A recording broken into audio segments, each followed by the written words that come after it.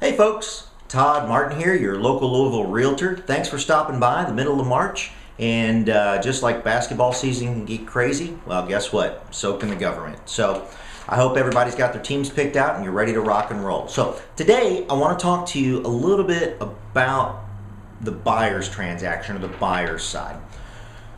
Everybody's heard, or most people have heard about FHA programs, and that is a government-backed program that allows a buyer to get into a property with as little out of their pocket as possible.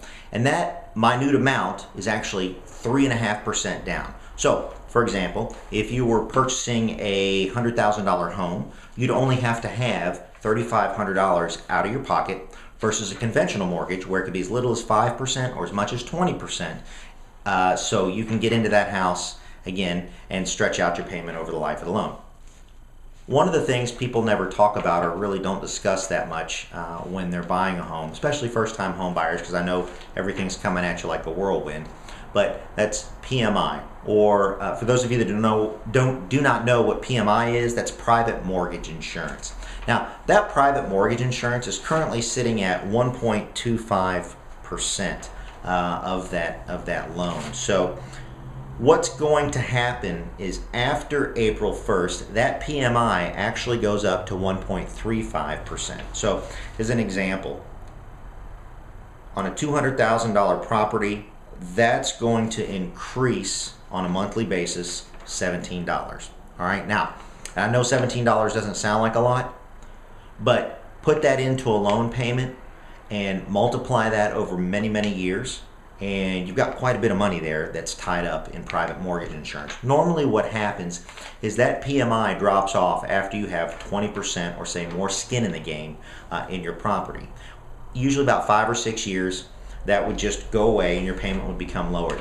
After April 1st, what happens is if you're not locked into a loan or locked into a contract by April 1st, you're going to have PMI insurance for 11 years, regardless of how much you put down. Okay, so keep that in mind. If you're ready to go, you might want to jump in just as soon as possible, still with the low rates, and make sure that you don't have that PMI for 11 years.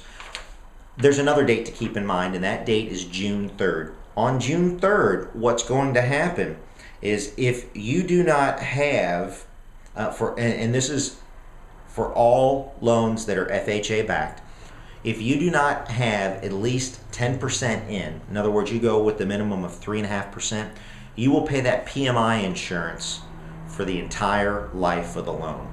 Now what that means is that it doesn't drop off after 20%. You can't refinance to another FHA program. The government wants you to go with a conventional program. That way it frees up money for people that are coming into the market and can potentially use that for housing. So keep in mind there's two dates. One is April 1st, it's no joke, so don't be an April Fool. And the second is June 3rd, where you're going to have that extra payment for the entire life of the loan. So think about it. If you have any questions or you know somebody that this might help, please feel free to pass it along. I do have additional information below that explains it in much more detail. And as always, if you happen to know somebody looking to buy, sell, or invest, I'm here to help. Just pick up the phone, give me a call, and I'll answer your questions any way I can. Thanks so much for stopping by, and have a wonderful March Madness. Talk to you soon.